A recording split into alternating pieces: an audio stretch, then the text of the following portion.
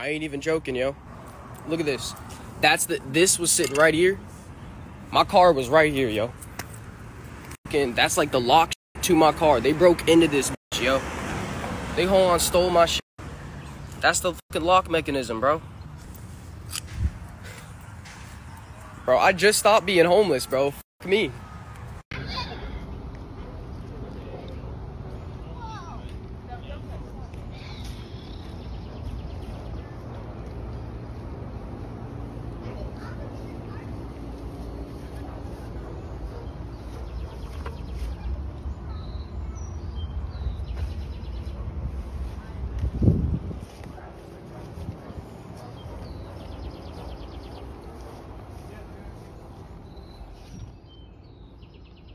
Dude, it smells like weed so bad in here, man. Jesus, not even good shit, bro. That's Reggie. Don't steal my car and smoke Reggie? Really?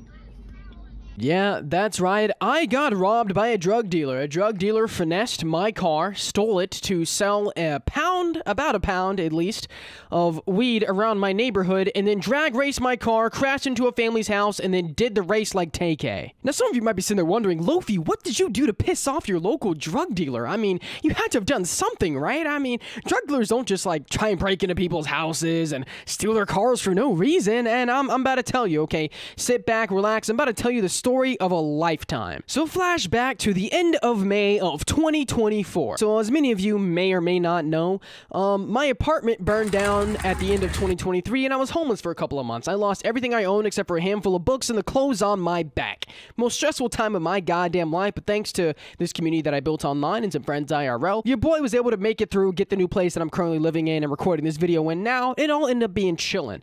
At least mostly. Unfortunately, because of the circumstances, your boy ended up having to move to the hood. I live in the ghetto at the moment, and there's gives and takes to that. You know, positive, rent is cheap. Negative, some murders happen because of automatic gunfire, but I pretend to, you know, that stuff doesn't happen that much.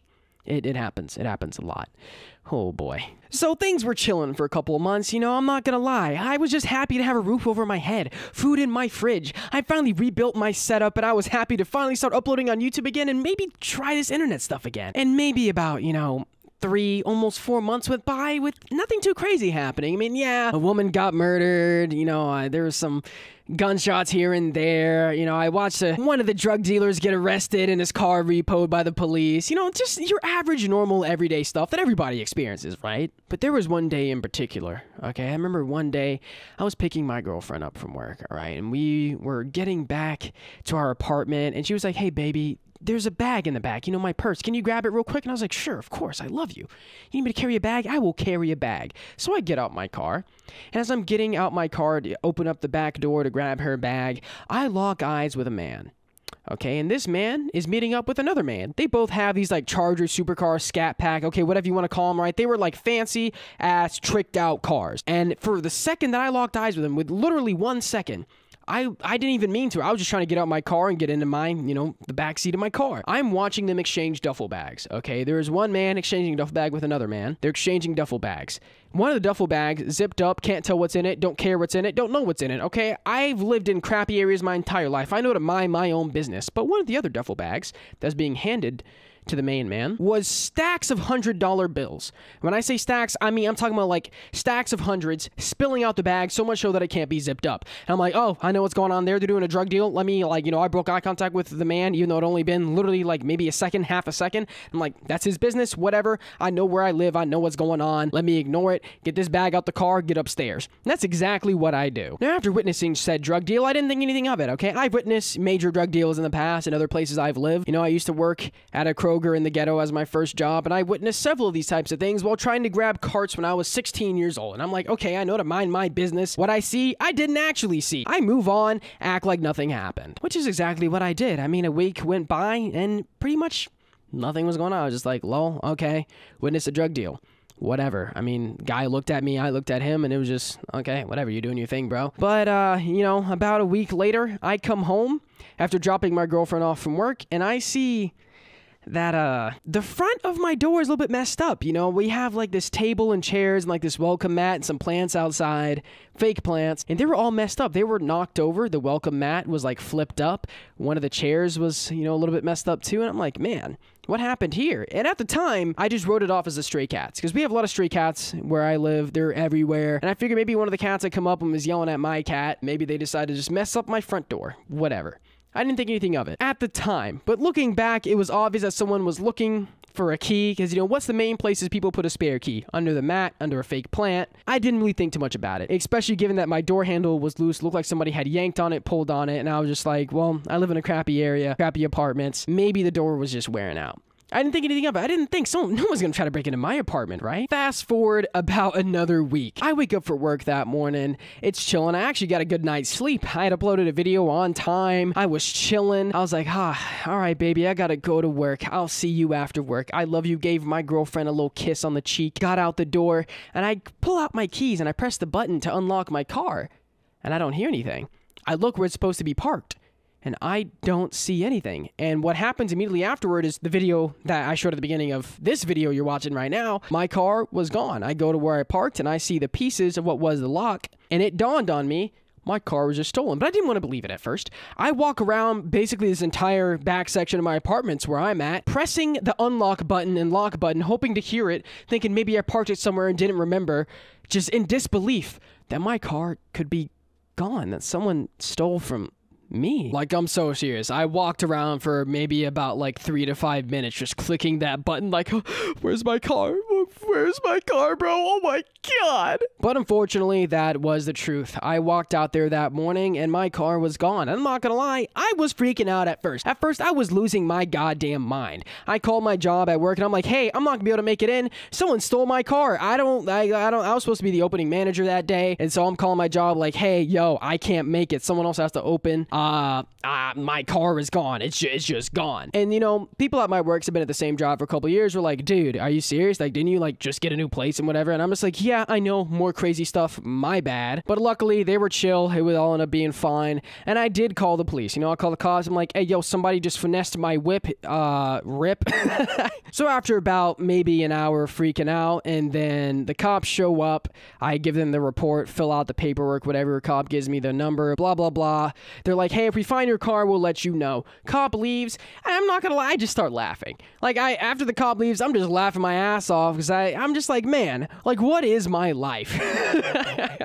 Like, what is my luck, dude? Apartment burns down, homeless for a couple months, get new place, car gets stolen. Like, what kind of luck do I have, man? My girlfriend's all looking at me crazy, you know, tears in her eyes, like, dude, we're screwed, but we're gonna be homeless again, blah, blah, blah, blah. And I'm just like laughing, losing my mind, like, lol. I mean, what can you do but laugh in this situation? Impeccable luck. I might as well go buy a lottery ticket, but if I did, I'd probably end up owing the government money. So fast forward a couple of hours, right? Of, you know, me just, you know, calling my friends, calling my mom, telling them what happened, you know, posting on Twitter, Instagram, just like, lol, rip, you know, my car is gone. Police call me, and I'm like, oh my god, dude, the police are calling me, dude. Maybe they found my car. Oh, I mean, I hope it's okay. So they call me, and they say, hey, we found your car. And I'm like, what? He's like, yeah, we found your car. And they're like, yeah, so it's at this address. And I'm just like, wow, that's like right down the street. You know, I type it into Google Maps. I'm like, you know, I can just take my skateboard and skate over there and maybe take me like 10 minutes. They're like, okay, cool, we'll see you here. So I take my skateboard and I skate over there. And after I get to that neighborhood, which is literally like right down the street, I'm just like, oh, there's my car. And that second video that you saw at the beginning of the video, you know, it was crashed through this person's fence, into their backyard, onto their property, and my car was just destroyed. And after going through it, you know, they're like, hey, you know, take whatever pictures you need to take for your insurance or whatever. You know, I open up the car door and I see that there's an empty pound bag of weed. All right, now easily a whole pound of weed fit in there. I don't know, you know, if some of you guys who are newer to the channel know this, but your boy Lofi's a bit of a stoner, or at least used to be. And I know what a pound of weed looks like, and that was an empty pound bag of weed. It smelled like straight Reggie in my car. So this dude stole my car to sell a pound of horrible weed, which, by the way, side note, I smelled that strain of weed, which he was obviously smoking while he was selling it in my car, to my entire neighborhood. Every time, because, you know, I had to start walking everywhere because my car got totaled out. I smelled that strain of weed. I smelled that smell for like 2-3 weeks. It was horrible knowing that there were people within my own community who bought weed from this drug dealer in my stolen car. But, you know, whatever. So I take the pictures that I need to take and everything. I talked to the owner of the house and I'm like, hey man, I'm so sorry. And he's like, yo, it's cool. And I had talked to the homeowner and he had told me that him and his daughters were outside trying to fix up their little area because they had a plant area for like some plants or whatever, and they were outside playing there, trying to fix it up and like, you know, replant some seeds for their little garden, right where the guy crashed through the fence. And literally 10 minutes before, he took his daughters inside to get like some lemonade or something. So had he not decided to get them a drink, those little kids would be dead. Like, I'm not even joking. After I finally started talking to the homeowner, or at least the husband, it was a husband and a wife, but I was talking to the husband, talked to the wife a little bit too, but the husband was like angry and also scared, man. He was literally outside in their garden with his daughters, playing in the garden while they were like, you know, helping him fix that stuff up. And literally just a couple minutes before that guy crashed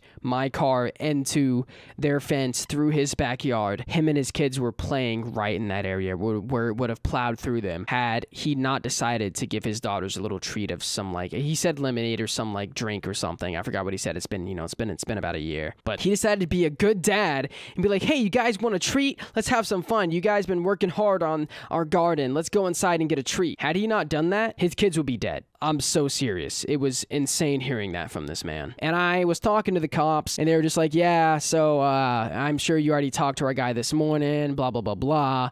Do you recognize, you know, this person based off this description? And the cop gives me a description based off of witness. And luckily there was like some old guy sitting in a lawn chair drinking a beer watching this happen. And so what had happened before the guy crashed was he was drag racing with another guy. And apparently they caught the other guy earlier in the day, but they didn't catch the guy who stole my car. And whenever he crashed, he got out and ran. So unfortunately, that day the cops never caught the guy, but honestly, I'm pretty sure that he's in jail anyways, because a pound of weed, even charging $15 per gram, dude only probably made maybe like $2 grand, $2.5 grand max selling what he sold. And the description matched exactly the guy who I watched get handed a duffel bag full of money. Now, at the time, given that I had witnessed what I had witnessed, I didn't exactly want to tell the police, hey, I recognize this guy, because one, a duffel bag full of stacks of hundreds is like killing people money, okay? I've grown up in horrible, you know, really crappy places with a lot of gang activity in my lifetime, and I know the rules. You don't like, if you see some, no, you ain't seen nothing. So I'm thinking, okay, if this guy's gang affiliated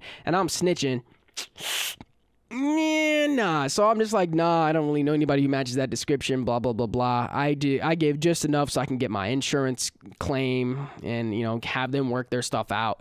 And I go home now knowing that my car is totaled. I had to sit there and wait a couple of hours for like the guy to come up and, you know, tow my car out this person's backyard, and that was a fun experience. I basically sat there for an hour and a half talking to the homeowner and watch him be pissed off, and, you know, I talked to the cops and it was whatever. But yeah, so that's the story of how this guy, this drug dealer, stole my car to sell his crappy weed and basically ruined my entire life. I mean, luckily, my channel started popping off literally like a week after this. I was thinking, I'm screwed, man. Me and my girl were sharing a car, you know, trying to get to and from our jobs.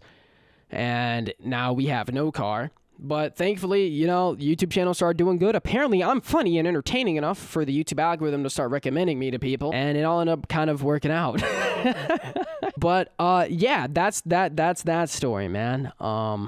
Don't exactly know how to end off a storytime video anymore. I haven't done one of these in a long time. But yeah, if you guys enjoyed this, then pop over to the Storytime channel. I'm going to be definitely uploading some more of these on there. They don't exactly fit on the main channel anymore, given like I'm doing a lot more face cam content. So if you guys enjoyed this Storytime video, then drop a fat like on it and subscribe if you're new to this channel and also the Storytime channel, which the link will be down below. I have an insane amount of stories just like this one to, you know, tell and upload onto YouTube. So if you guys are interested in hearing more about my insane life or in just, you know, crazy stuff in general, then subscribe to the Storytime channel. And yeah, I really hope you guys are all having a fantastic day. I've been Lofi. Peace out, broskies.